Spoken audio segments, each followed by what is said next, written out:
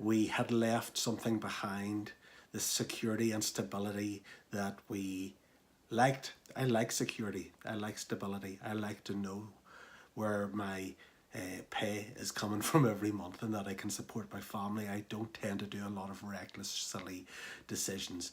But God had spoken clearly. And in the vision he had given me, which I talk about in the book, he had shown me that if I stepped out in faith, that he would have somebody waiting on the other side. And so we left the location we were in.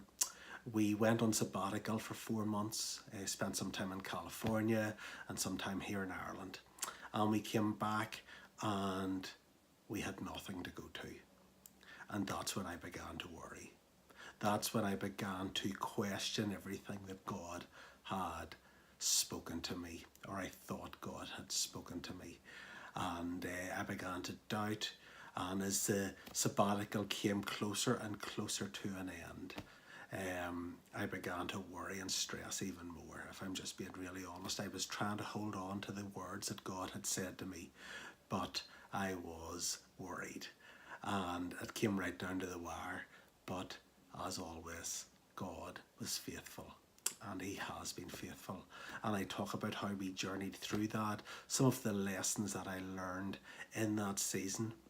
I talk about leaving things behind, leaving people and situations behind, and just the difficulty and the struggle of that. I talk about the in-between, because a lot of life is spent in the in-between, where you've left here and you know you're going here. You're not even maybe sure what this looks like, but you know that you've got to get here, and you're stuck in this in-between.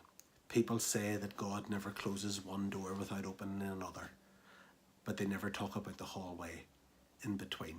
And that hallway can be dark, and it can be depressing, and it can be discouraging, and it can be lots of things.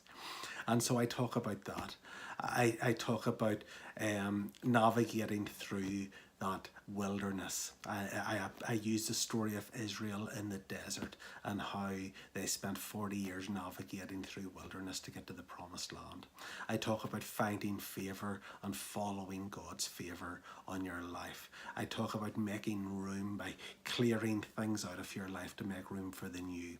I talk about necessary endings. I talk about overcoming obstacles and opposition, because inevitably when you step out in faith there will be obstacles and opposition. Some of them are going to be out there, external, but for me actually a lot of them are in here. They're internal, they're insecurity, they're inferiority, they're feelings of inadequacy that I have wrestled with my whole life, if I'm being honest with you.